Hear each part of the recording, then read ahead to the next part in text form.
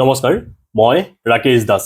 আজিৰ এই ভিডিঅ'টো বিশেষকৈ ছাত্ৰ ছাত্ৰীসকলৰ বাবে আৰু যিসকল ব্যক্তিয়ে প্ৰথমবাৰৰ বাবে ৰাভা দিৱসত ভাষণ দিম বুলি ভাবিছে, মই তেখেতসকলৰ বাবে আজিৰ এই ভিডিঅ'টো মই প্ৰস্তুত কৰিছোঁ।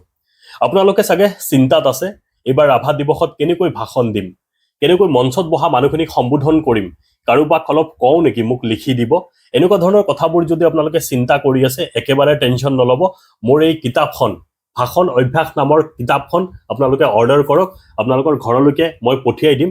এই কিতাপখন অধ্যয়ন কৰিলে যিকোনো মিটিঙত, যিকোনো দিৱসত সুন্দৰকৈ ভাষণ দিব পাৰিব। মঞ্চত বহা মানুহখিনিক সম্বোধন কৰি পেলাই মাজৰ অংশ আপোনালোকে কেনেকৈ ক'ব, সমাপ্তিত কেনেকৈ ক'ব, গোটেই কথাবোৰ এই কিতাপখনত লিখা আছে। এতিয়া আহোঁ মূল কথা, যে এইবাৰ ৰাভা দিৱসত কেনেকৈ আপুনি ভাষণ দিব। ছাত্ৰ ছাত্ৰী তোমালোককো কৈছোঁ, যদি ৰাভা দিৱসত এইবাৰ ভাষণ দিব বা অনুৰোধ কৰিছে, কোনোবাই যদি আমন্ত্ৰণ জনাইছে, তেতিয়াহ'লে ৰাভা দিৱসত সুন্দৰকৈ ভাষণ দিব আপোনালোকে পাৰিব। ছাত্ৰ ছাত্ৰী তোমালোকেও পাৰিবা। এই কিতাপখনত একেবাৰে সহজ আৰু সৰল ভাষাত লিখা আছে, মই এবাৰ পঢ়ি শুনাবলৈ যত্ন কৰিছোঁ।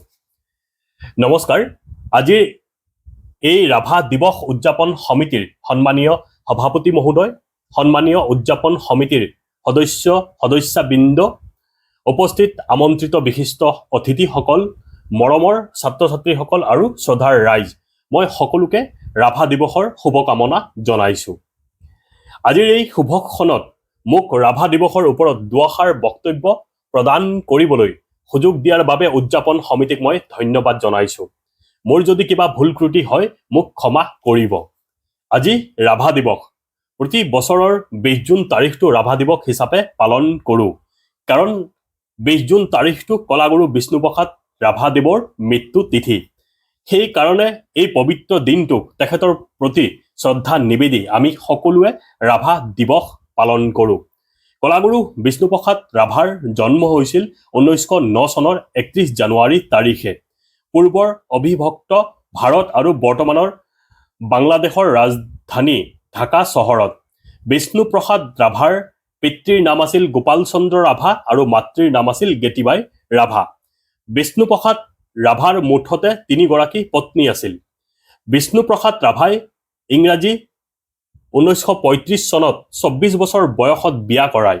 বিয়াৰ 28 দিনৰ দিনা প্ৰথম গৰাকী পত্নীৰ জ্বৰত মৃত্যু হয়। দ্বিতীয় পত্নীজনী হ'ল বেলচৰৰ নবীন মেধিৰ কন্যা কনকলতা মেধি। এওঁৰ গৰ্ভত পৃথ্বীৰাজ ৰাভা ওৰফে থুনথুন আৰু হেমৰাজ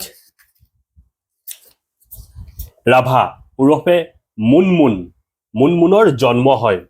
তৃতীয়জনী পত্নী হ'ল মোহিনীবালা বসুমতাৰী, বৰ্তমানৰ মোহিনীবালা ৰাভা।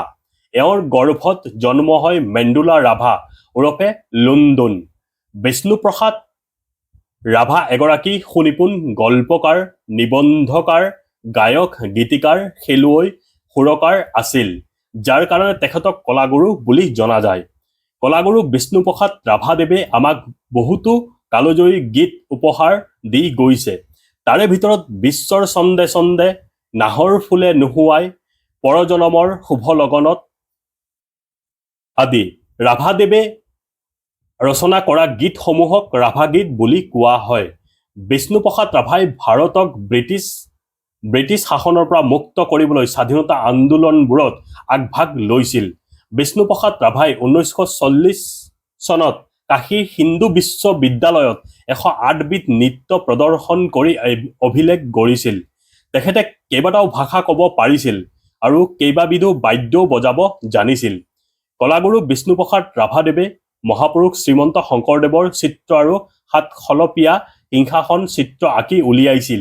এই গুণৰ অধিকাৰী ব্যক্তিগৰাকী 1969 চনৰ 20 জুন তাৰিখে মৃত্যু হৈছিল। তেখেতৰ এই সৃষ্টি আদৰ্শ তথা গীত মাতসমূহ জীয়াই ৰাখিবলৈ এই ৰাভা দিৱস আমি উদযাপন কৰোঁ।